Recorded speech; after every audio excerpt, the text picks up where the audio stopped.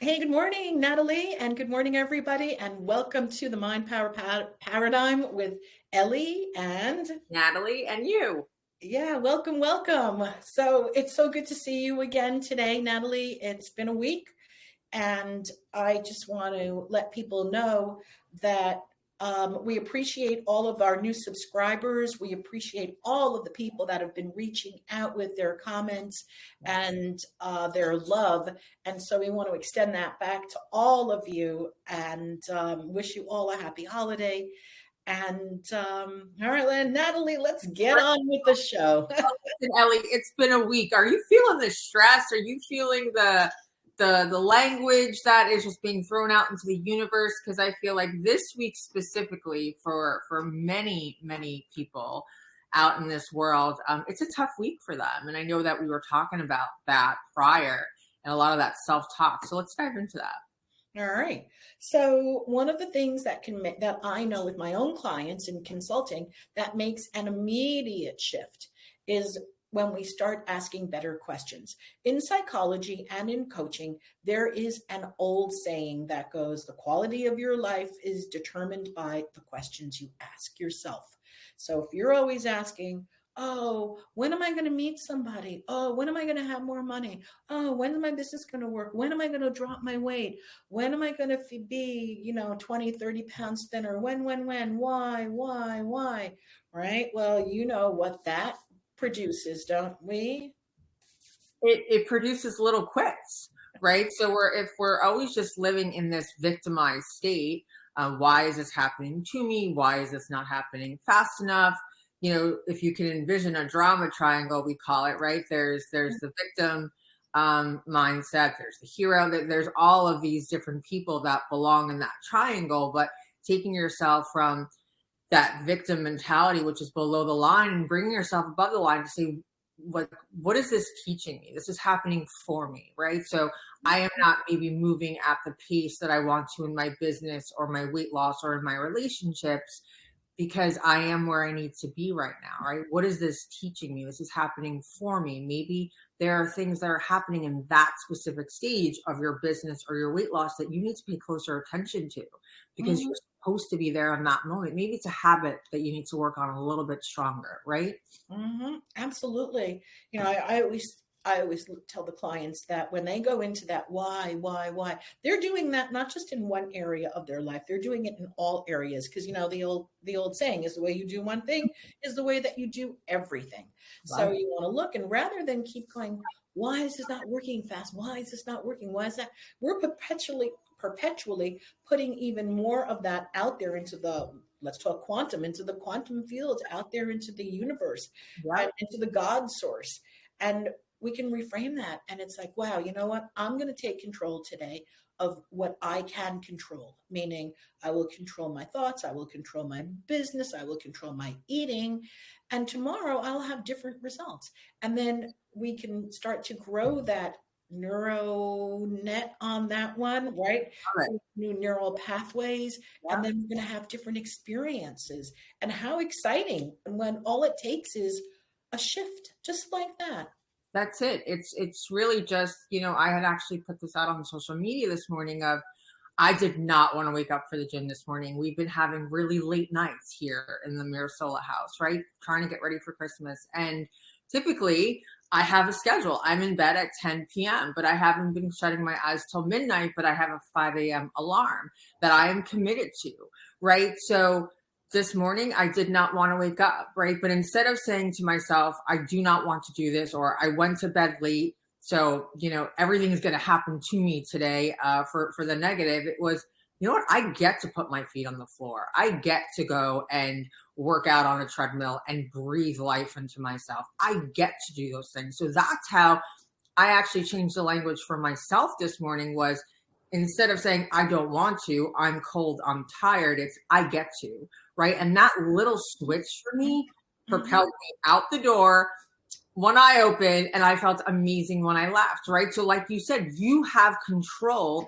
of the outcome, right? Mhm. You have Mhm. control over every outcome in your life, but it's just how are you perceiving it? What language are you putting out into the universe, right? And what action steps are you taking to change those neural paths that don't serve you, weakening them and Mhm. creating new ones.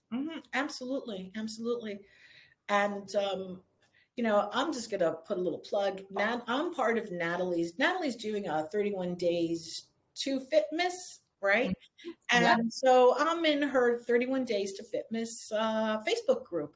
And so there were days that I just didn't have the opportunity to walk. And I could say, well, I had all these excuses and I had all these stories why I couldn't walk and, do my steps. Only what I did, which, even though it wasn't all the steps, is I started dance class. And so even though it doesn't have I'm not wearing a Fitbit or any of that stuff, I'm not wearing an Apple Watch, I'm dancing. And it's the first time in decades that I'm dancing.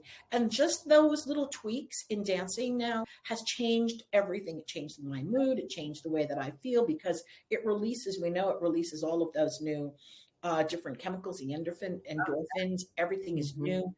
And getting back to the questions, like looking at it, it was late and it was cold. And the question could be, oh, it's late and it's cold. Do I really want to go out now?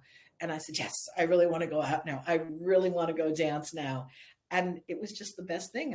And I'm really happy that I did. I love that. You change the whole, mindset piece there. It's, I want to, I love to, I love the way what this is doing to my body. Right. So like we had discussed, I think last week or the week prior. So you don't have to love all of the things that you're doing in that moment or you're set out to do, but I'm pretty sure you love the outcome, right? So the outcome, you didn't love going out in the cold and in the darkness, but you love that surge of chemicals and endorphins and what it's doing to your body as whole health, right? So that's a really, really beautiful thing. And if we can just start to change that language, even putting visuals up for yourself, those I am statements are huge in my house. I am healthy. I am in control.